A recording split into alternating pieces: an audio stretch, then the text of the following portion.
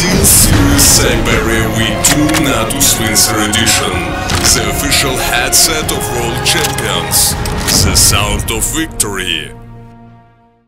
Всем привет! Мы находимся на базе у команды Na'Vi. У нас интервью с игроком команды Na'Vi. Опять-таки удивительно. Арсений Треноженко, привет. Привет.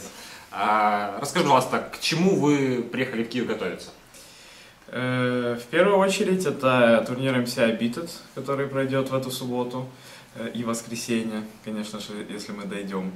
Очень хороший турнир от организации Fnatic и спонсора MCI. Соберет все турниры СНГ, а также практически весь мировой топ, не считая СК, поэтому этот турнир можно назвать таким себе чемпионатом Европы.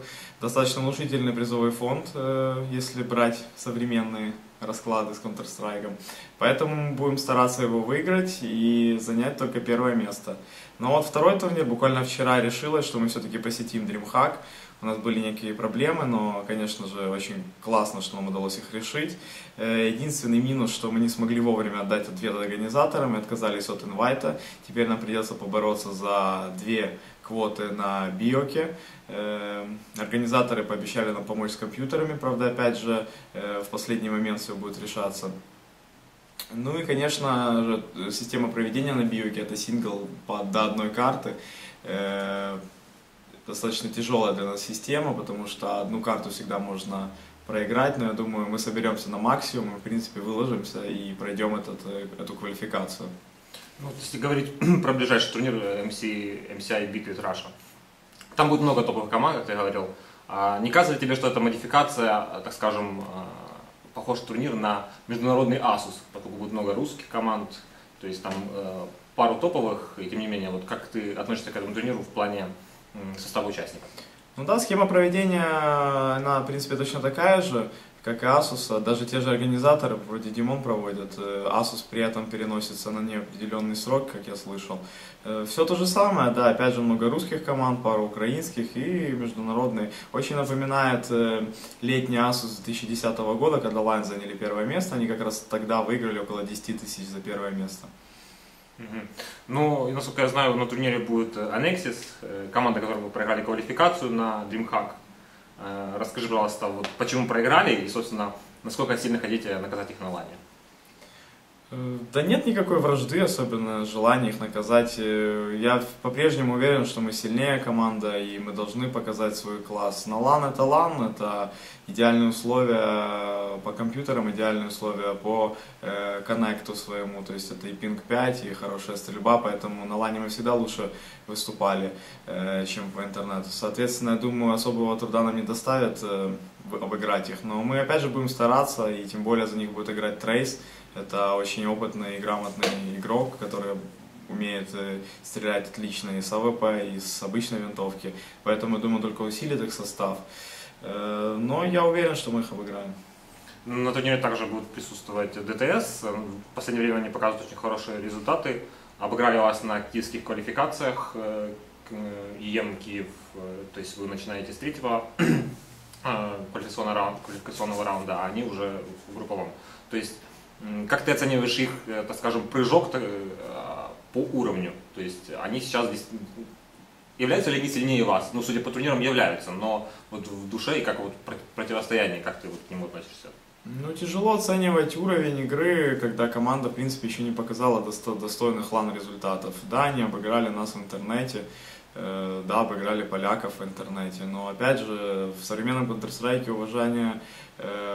уважает тех, кто могут продемонстрировать тот же перформанс именно на лане, когда условия отличаются от твоих тренировочных, когда ты можешь взять волю в кулак, сконцентрироваться и выиграть призовые места.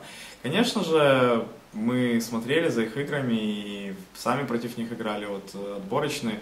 Да, определенный скачок, рост заметен, но опять же, смогут ли они на лане это продемонстрировать? Я думаю, что смогут, потому что, в принципе, они хорошая команда, которая стремится все время побеждать, очень долго держит свой состав и, в принципе, старается решить какие-то внутрикомандные проблемы именно общением, взаимопониманием и тактическими перестановками, но не меняя состав.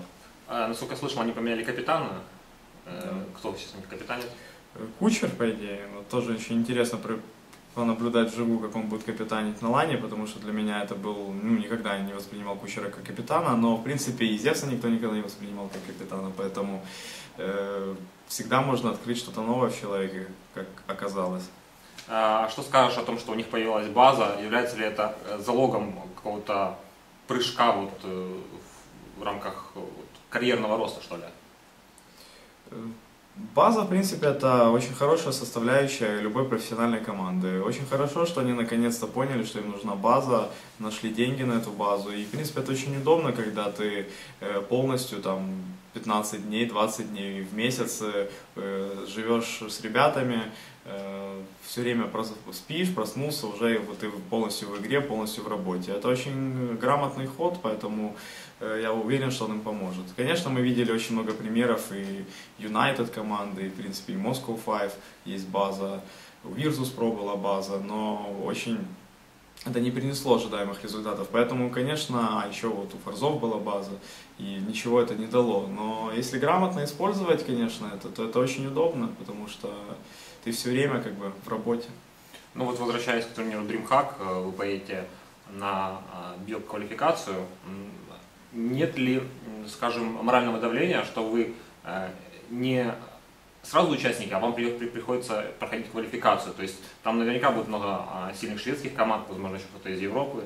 То есть нет ли давления, что вот вы участвуете не как чемпионы, а вот как обычная команда? Да не, абсолютно никакого нет давления. Единственное давление, я о чем говорил, это то, что придется играть всего одну карту. Поэтому любой шведский микс какой-нибудь сильный, если он начнет против нас брать какие-то важные раунды, мы не сможем вовремя собраться, то, в принципе, они смогут нас обыграть. Но я думаю, до такого не дойдет, и нам не придется собираться, а мы все время будем собраны от игры к игре, и, в принципе, всех одолеем. А чемпионы, мы зато сможем разыграться, у нас будет целый день на этих же компьютерах, по идее, на которых будет проводиться турнир. Я думаю, мы сможем таким образом даже набрать некую форму. Подскажи, насколько я знаю, сейчас один из твоих тиммейтов получил новый образец мышки от SteelSeries.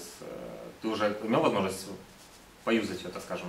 Ну, мы получили, во-первых, 2 новых образца мышки, правда, один сгорел из-за того, что мы там что-то там... Ну, в целом, расскажи немножко свои впечатления о том, что это может быть за мышка, может быть, ты расскажешь читателям, фанатам, может, им тоже будет интересно. Ну, одна мышка это SteelSeries Kinzu V2, это мышка, в которой исправлен не то что баг, в принципе, но вот акселерация. В принципе, очень многие люди привыкли к этой акселерации на Кинзу, и всем она нравилась, но, допустим, я не мог никак к ней привыкнуть, и для меня эта мышка это хороший шаг вперед, в принципе, возможно, даже я перейду, потому что для меня, например, сенсей может быть очень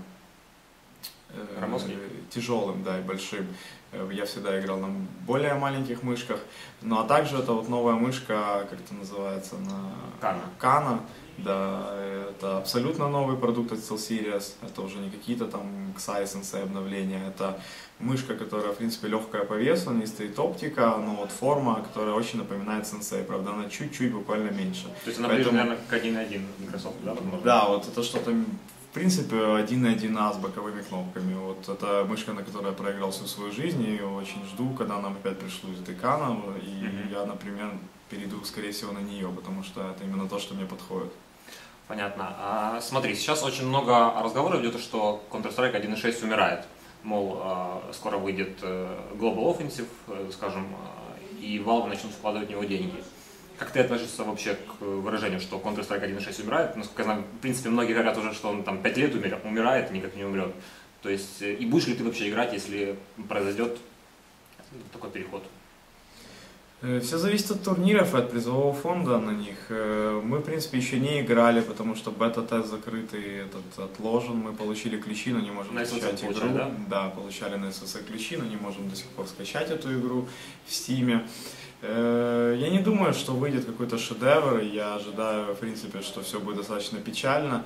Но опять же, все зависит от призового фонда. Люди в Call of Duty играют, и в Battlefield, им это нравится, поэтому я думаю, мы перейдем. Конечно, мы не будем так хорошо стрелять вначале, будем не понимать многих вещей, но главное, что есть в нашей команде, это огромный опыт совместной игры и огромный опыт совместной жизни, поэтому эти плюсы, если мы грамотно будем использовать, то мы опять будем в топе в любой, в принципе, игре, даже если мы перейдем на Call of Duty. Ну вот немножко отвлечемся к недавним событиям. Около месяца назад, 1,5 месяца, было объявлено, что Арбалет перестает спонсировать команду, то есть сотрудничество, о котором договаривался изначально, закончено. Как вообще команда отнеслась к этому и сказывается ли это, скажем, на результатах, возможно, на мотивации, все-таки была существенная поддержка? Как вообще вы отнеслись к этому, конкретно ты? Ну, конечно, отрицательно в плане того, что тяжело, когда ты постоянно привык к неким финансовым вливаниям, ты теряешь огромного спонсора, мецената, который тебе помогал. Но мы, в свою очередь, благодарны этому человеку и как бы смотрим вперед, а на мотивации команды это, конечно, сказалось, потому что я считаю, что если ты играл, все время понимал, что у тебя есть какое-то стабильное будущее, ты понимал, что у тебя есть там зарплата, какие-то бонусы, и вдруг тебя от этого урезают, то ты, ну, как бы перестаешь надеяться на лучшее и не понимаешь вообще, чем тебе заниматься. То ли дальше в Counter-Strike играть, но непонятно какие перспективы, тем более, что сейчас вот новый Counter-Strike пойдет, и вообще непонятно, что произойдет.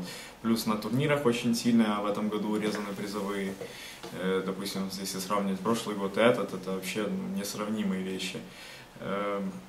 Поэтому тяжело, но наши спонсоры, которые нас сейчас поддерживают, они, в принципе, нам очень помогают. Это и SteelSeries, и Касперский, и Antec, также и сервера TeamKill.ru. В принципе, вот на этом мы держимся. Надеемся, что в следующем году мы найдем какого-то хед-спонсора, да, и также наши партнеры, которые сейчас с нами сотрудничают, они пишут контракт на более выгодных условиях для нас. Ну и в целом, можешь как-то подвести итоги вот вашего сотрудничества с Арбалетом? Скажем, понятно, что вот он вас спонсировал, вас, можно сказать, вывел в свет, ну, если так можно выражаться. Но вот лично твое вот мнение, вот какой-то итог, вот завершающее, ну не завершающее слово, а вот просто какие-то слова. Ну, я где-то в глубине души все-таки верю, что так вот рано или поздно Мурат Жумашевич опять наберет Старикса и скажет: ребята, я опять с вами, так вот хотелось бы. Но, в принципе, да, человек нам дал очень много, и опять же, уже повторяюсь, мы ему благодарны за это и надеемся, что все-таки рано или поздно звонок прозвучит в телефона. Будем надеяться. Смотри, 19 числа вы будете праздновать, не 17 декабря, будете праздновать 2 года с момента создания команды Na'Vi.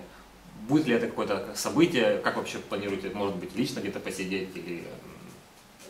Ну, все возможно. Я, насколько знаю, 18 числа будет отборочный как раз Stage 3 Extreme Masters. Мы будем их играть. И, соответственно, если еще и такая дата совпала, то, может, мы на пару дней даже в Киеве соберемся, потому что, в принципе, отборочные эти очень важные, потому что, опять же, любое халатное отношение приведет к тому, что мы не получим квоту на турнир, который будет проходить тут через 30 минут на машине. Поэтому это не очень правильно. Я думаю, в принципе, мы будем готовиться к этим отборочным. Единственное, что, опять же, это интернет, и, опять же, он бывает очень в Украине нестабильным, но будем стараться, и, в принципе, 5 квот отдано на Европу, с учетом того, что там такие команды, как ДТС, и еще кто-то уже имеют, по-моему, квоту.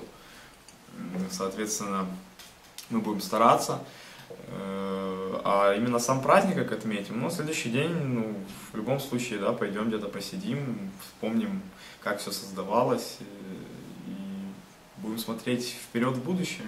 Ну, насколько я слышал, еще в социальных сетях будут какие-то конкурсы для фанатов, поэтому... Да, вот планируем организовать несколько конкурсов. Будут очень ценные призы, как всегда. Соответственно, оставайтесь с нами, участвуйте в этих конкурсах и болейте всей душой. Ну вот, плавно перетекаем уже в последний вопрос. Традиционно какие-то слова благодарности, приветы спонсорам, друзьям, все, что хочешь. Ну, опять же, повторюсь, огромное спасибо нашим действующим спонсорам SteelSeries, Антей Касперский, Team Kill.ru, Зона 51. Всем им большое спасибо. И в этот тяжелый для нас период, когда мы остались без главного спонсора, они нас поддерживают. Ну и привет моим друзьям с Крыма, со Львова, со всей Украины. Хорошо, Сеня, спасибо за интервью, удачи тебе. Спасибо.